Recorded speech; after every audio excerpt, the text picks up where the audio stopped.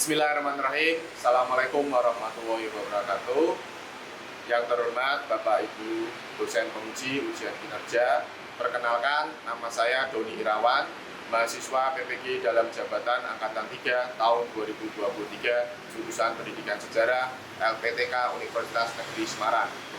Di sini saya akan melakukan pembelajaran dengan materi penelitian sejarah di kelas 10. Selamat menyaksikan. Oke, bismillahirrahmanirrahim. Assalamualaikum warahmatullahi wabarakatuh. Selamat pagi, salam sejahtera kita semua. Alhamdulillah, pada kesempatan pagi hari ini kita bisa berkumpul lagi dalam keadaan yang sehat, ya, tanpa terlalu suatu apapun. Anak-anak, sebelum kita mulai kegiatan pembelajaran pada pagi hari ini, kita minta tolong ketua kelas untuk bisa memimpin doa. Sebelum mulai pelajaran, mari kita berdoa terlebih dahulu. Berdoa dengan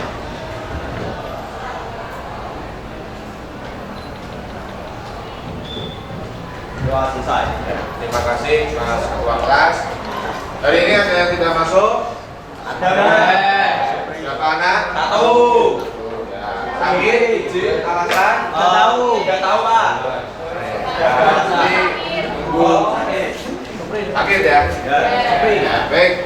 Anak-anak, saya minta tolong sebelum kalian nanti KBM, ya, alangkah baiknya kalian pemeriksaan ujian kelas terlebih dahulu, ya, karena ujian kelas itu membuat pembelajaran nanti semakin nyaman, ya, karena sangat penting sekali, ya. Nah, anak sekalian, pada kegiatan hari ini, ya, ada beberapa hal yang tentunya nanti akan saya sampaikan, ya, terkait dengan pembelajaran sejarah, ya. Nah, di sini nanti kita akan membahas terkait dengan penelitian sejarah, ya, penelitian sejarah. Tapi sebelum kita melangkah lebih lanjut lagi, saya sudah mengirimkan kalian link terkait dengan gaya belajar kalian, ya, terkait dengan gaya belajar kalian, supaya saya bisa, ya, mengetahui gaya belajar kalian melalui apa yang sudah nanti kalian isi, ya. Nah, silakan anak-anak sekalian, saya minta tolong untuk diisi terlebih dahulu link yang sudah saya share di grup, ya, akun kita. Silakan dibuka, diisi, ya.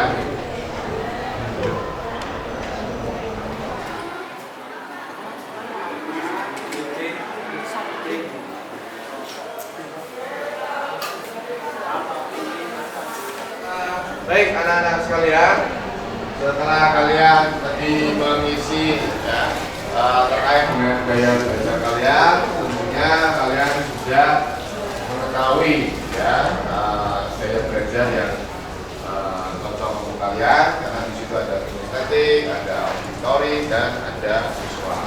Maka saya harapkan anak-anak semuanya mempunyai atau apa namanya, mengetahui gaya belajar kalian masing-masing, supaya nanti kalian bisa nyaman dengan gaya belajar kalian, ya.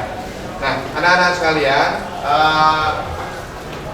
saya minta tolong pada kesempatan yang sangat luar biasa ini, sebelum saya melanjutkan, ya, materi ke selanjutnya, kita minta tolong dibaca terlebih dahulu, ya, dibaca terlebih dahulu, literasi terlebih dahulu terkait dengan penelitian sejarah, ya, kurang lebih 5 sampai 10 menit. Ya.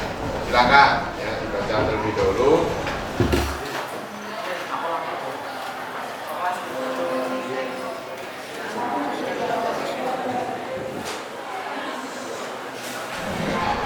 Kalian sudah membaca terkait dengan literasi tentang penelitian sejarah. Nah, dari itu saya harapkan nanti di kemudian hari kalian bisa mengetahui tentang penelitian sejarah. karena pendidikan sejarah itu penting anak-anak, terutama untuk nanti kita kalian melakukan kunjungan ke tempat-tempat sejarah. Ya. Baik, untuk selanjutnya Mas dan Mbak sekalian, saya akan menampilkan video dokumenter ya, terkait dengan penelitian sejarah. Ya, nanti saya minta tolong untuk disimak, dilihat baik-baik ya. Mana ya?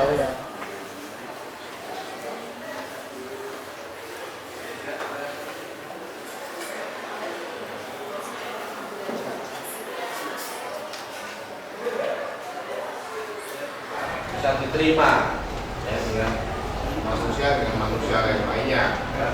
Terus empiris yaitu nyata ya, jadi sesuatu yang kita teliti ini nanti bisa dilihat oleh panca indera kita ya, bisa dirasakan ya. Terus yang selanjutnya sistematis ya, penelitian itu nanti step by step ya. Ada langkah-langkahnya dalam melakukan penelitian. Nah, di sini ada langkah-langkah. Yang pertama adalah pemilihan topik ya. Nah, topiknya itu nanti terkait dengan kedekatan secara emosional. Kenapa kalian melakukan penelitian di sebuah tempat ini ya? Dengan kedekatan emosionalnya. Terus yang kedua adalah kedekatan secara intelektual ya. Jadi ada dua pilihan ya, kenapa kalian memilih topik untuk penelitian. Terus dalam tahapannya tadi penelitian sejarah ada heuristik, ada verifikasi, ya, ada interpretasi dan ada historiografi. Ya. Yang pertama dulu, ya, heuristik apa?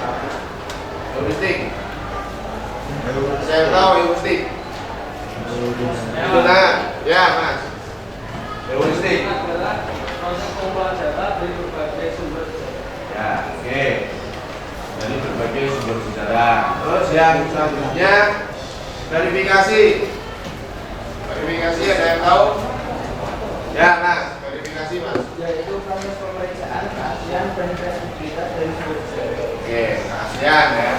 Terus yang selanjutnya interpretasi. Dan tahu interpretasi. Terus Interpretasi apa? ya Pak, Ya.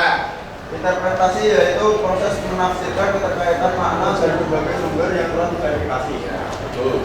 Nah, tentunya kalau yang terakhir ini historiografi, yaitu dari semua apa yang sudah kalian teliti, ya, itu kaitannya dengan penulisan sejarah atau nanti ya terkait dengan lapor.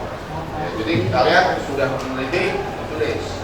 Ya, ini nanti ya, tentunya kalian teliti. Ya. Oke, nah ini ada bentuk-bentuk penelitian, ada penelitian lapangan yang langsung terjun ke lapangan, ya, di dalam peninggalan sejarah, misalkan kalian bertani ke situs-situs berbakala itu kalian sudah bisa, ya.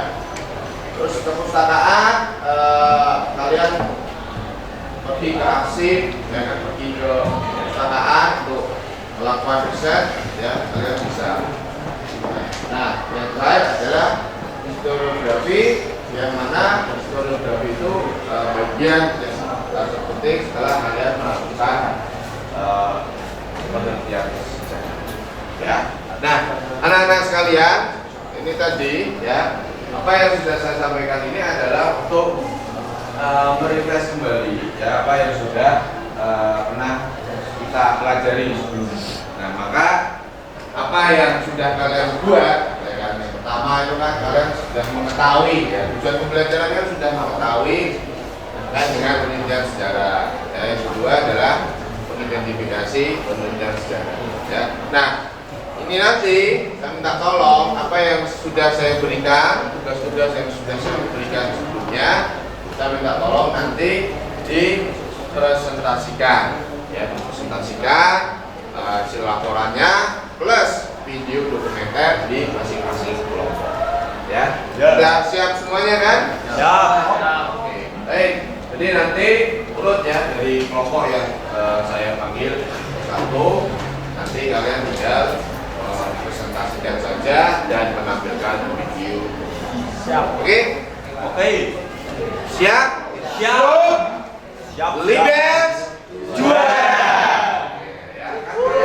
Waalaikumsalam warahmatullahi wabarakatuh. Teman-teman, kami dari kelompok yang beranggotakan saya Rifana Sinatullah dalam proses. Saya salamnya,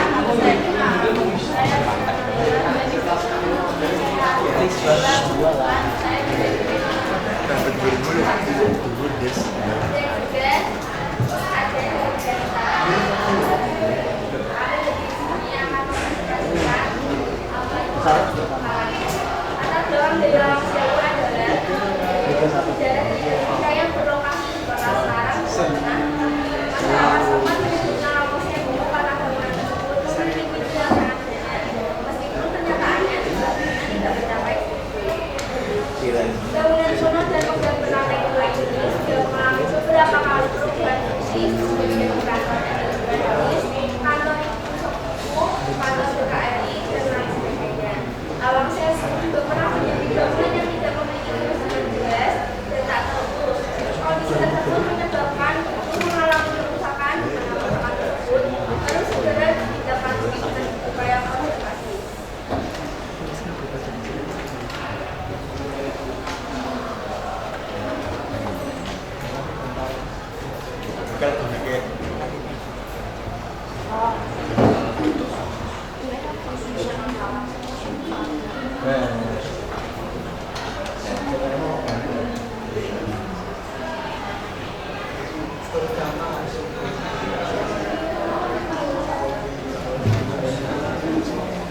Sisa masalah.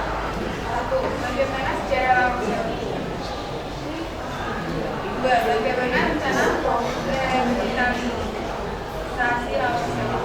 3. Bagaimana bentuk bangunan yang berada di Lampung Sewu? 4. Bagaimana pemanfaatan Lampung Sewu?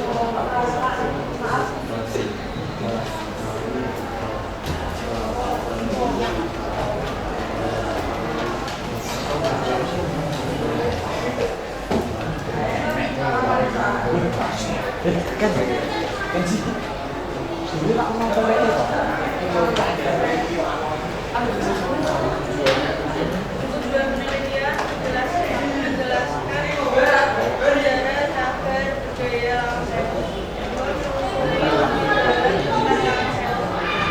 Mengetahui berbagai rencana revitalisasi atau alih-fungsi Lampung Sewu.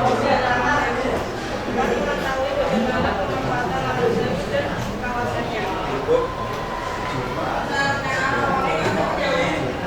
Manfaat penelitian dapat mengetahui sejarah Lampung Sewu. 2. Dapat memberikan informasi kepada berbagai pihak tentang revitalisasi Lampung Sewu.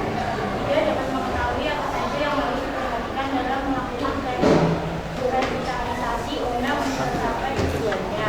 4. Menumbuhkan kesadaran masyarakat terhadap pentingnya menjaga bangunan yang berfungsi.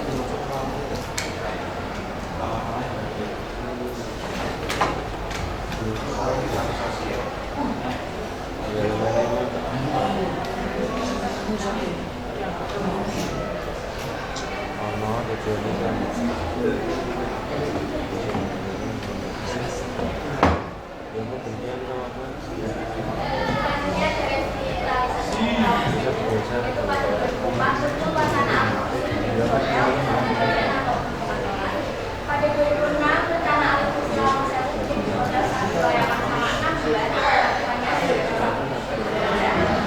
Pada tahun 2009 sampai 2011, proses konservasi dan revitalisasi dilakukan. Pada tanggal 5 Juni 2011, diresmikan revitalisasi dunia. Pada tahun 2011 hingga 2012 saat ini, galeri personal exhibition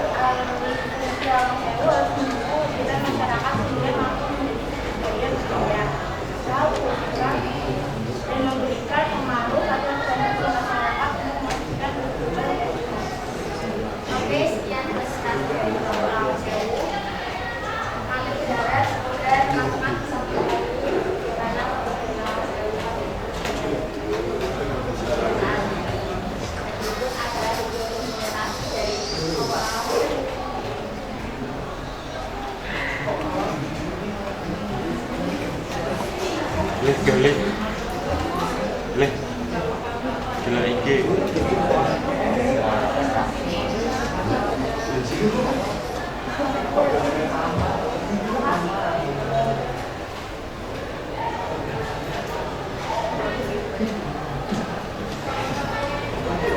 Oke, sekian presentasi dari kami. Terima kasih. Wassalamualaikum warahmatullahi wabarakatuh. Waalaikumsalam warahmatullahi wabarakatuh.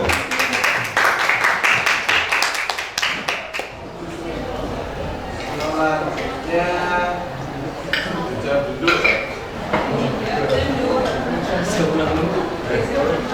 Lurus. Saudara kembali ke tempat. Gerak deh.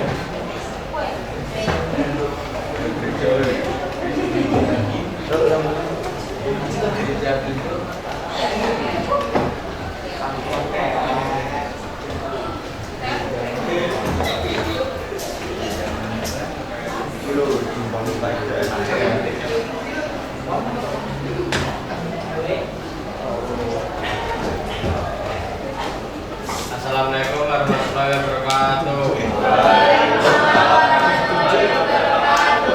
Perkenalkan, kami dari kelompok kerja duduk ingin mempresentasikan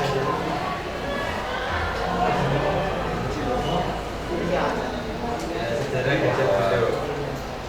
Perkenalkan, nama saya Rastian Andrian Dutono, absen 24.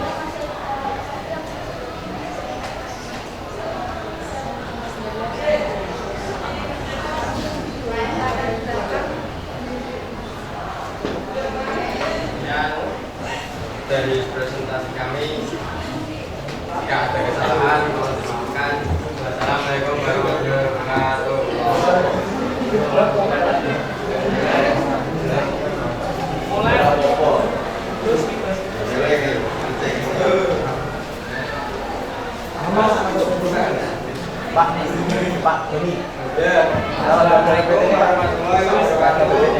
Waalaikumsalam warahmatullahi wabarakatuh. Kita akan mempresentasikan hasil penelitian sejarah Museum Mandalika. Perkenalkan, nama saya Ragama Sedan, absen 26. Saya Dewi Jaya absen 14. Saya Adrian absen 12. Saya Profesor Brilianto penunjuk. Saya Terus absen 28. Awal absen 25.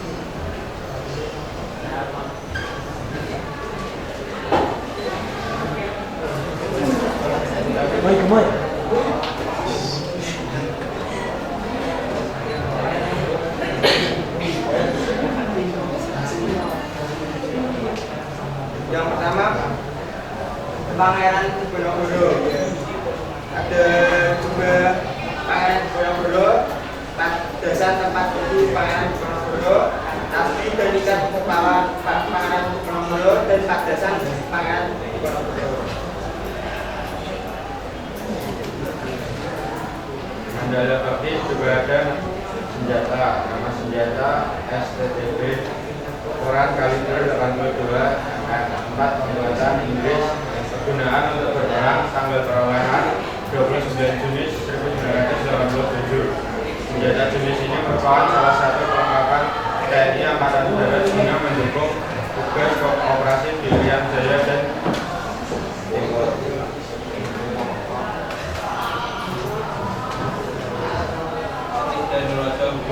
Fatih dan Rojo IV sebelumnya bernama Mas Tunggu yang menjabat sebagai Bupati Jepang atau Mojokerto. Fatih dan Rojo IV merupakan satu-satunya Fatih yang bukan dari keturunan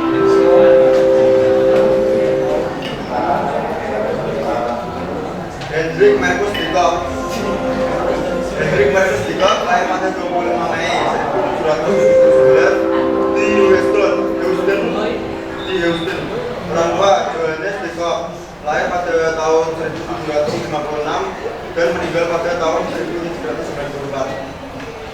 Dan ibunya bernama Maria Petronella Marcus, lahir pada 1741 dan meninggal pada tahun 1789. Setelah menjadi duda, Johannes menikah untuk kedua kalinya pada tahun 1790 dengan Ine Marie Kisbeth, lahir pada 1764. Dari pernikahan ini, Hendrik Hendrik memiliki sel darah dari Charles Paul Jacob yang lahir pada tahun 1793 sampai 1871. Di masa depan, seorang penulis Prancis terkenal. Selanjutnya ada Sultan Prawiro Sri Sultan Hamengkubuwono III sama Pangeran Diponegoro.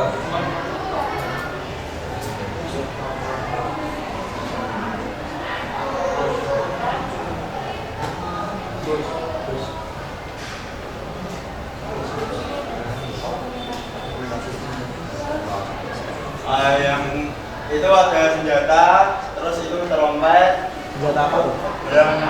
Yang ini apa tuh? Gambaran perang. yang ini ada sebuah lukisan, tapi tidak terlalu jelas lukisan. Oh, menyatu ya. Mana ini?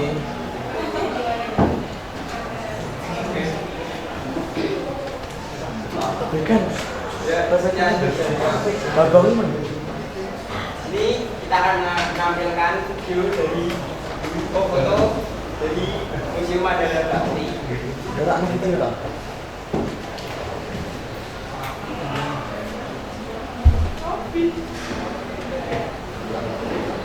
Ini ada gambaran perangnya teman-teman. Aku lama dari matahari. Lah. Jadi sekian senjata. Ya sekian dari Kelompok kami, maaf bila ada kesalahan kata. Wassalamualaikum warahmatullahi wabarakatuh.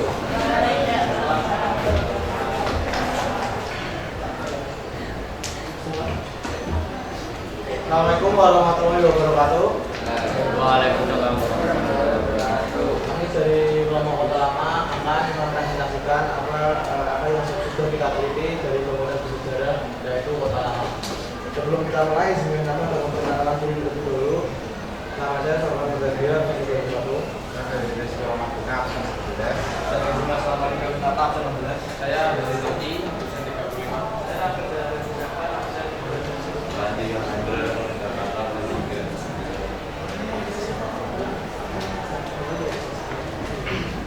Sejarah Kota Lama.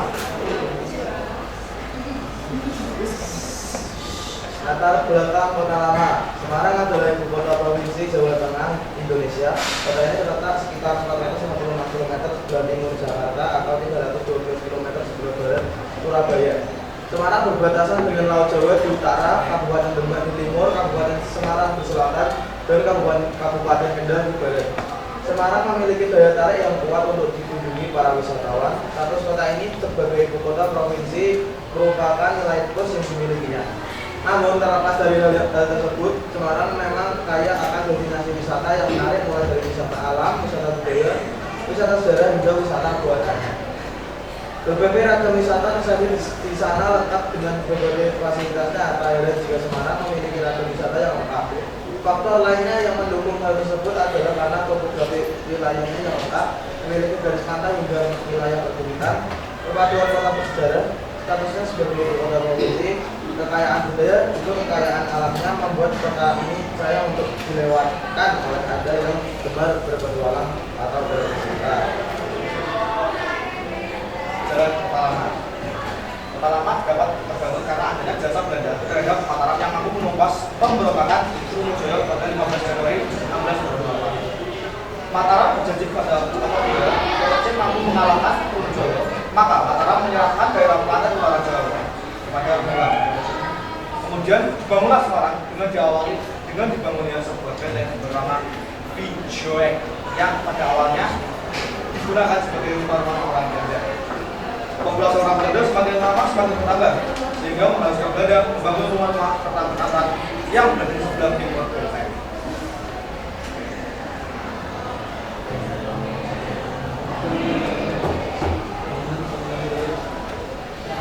Bangunan yang berada di Kota Lama Semarang. Ada Mercusuar, ada Stasiun Semarang Tawang, Gereja Gede Semarang, Susneran, Ordo Fransiskan, Jembatan Buruk,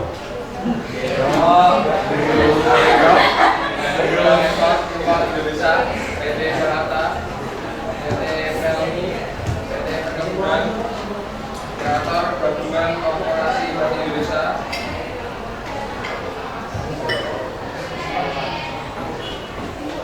Kesimpulan, kota lama dapat terbangun karena adanya jasa Belanda terhadap Mataram yang mampu menemukan pemberontakan Trunojoyo pada 15 Januari 1678. Mataram berjanji apabila VOC mampu mengalahkan Trunojoyo, maka Mataram menyerahkan daerah Pantai Utara Jawa kepada pihak VOC. Kemudian dibangunlah Semarang dengan diawali dengan dibangunnya sebuah benteng bernama Pitjolek yang pada awalnya digunakan sebagai rumah orang Belanda. Populasi orang Belanda semakin lama semakin bertambah sehingga